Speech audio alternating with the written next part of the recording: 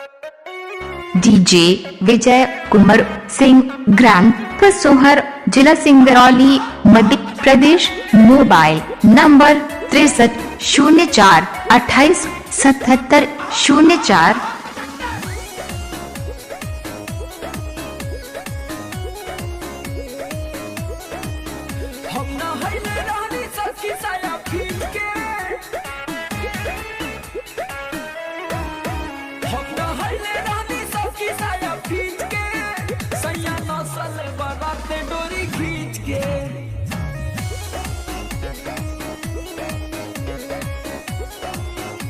DJ Vijay Kumar Singh, कसोहर।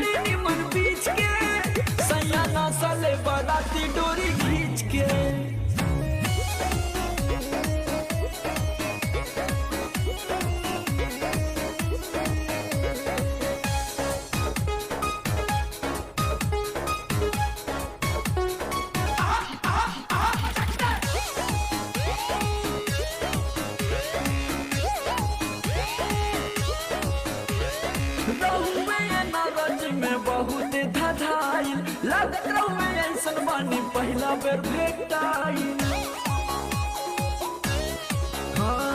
रहुए नाराजी में बहुत धधाइल लागत रहुए ऐसन बानी पहला बेर भेटाइल।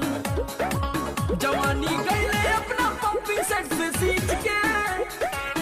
डीजे विजय कुमार सिंह, कसोहर।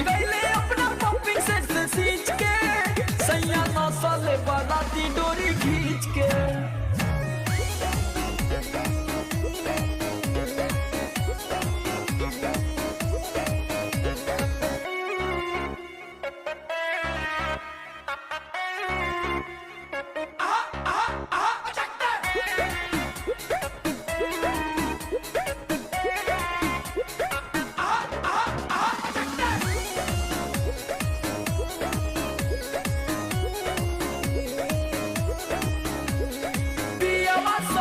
तनिको कैले ना शरम हो, आज लेना हमर भइल ऐसन करम हो।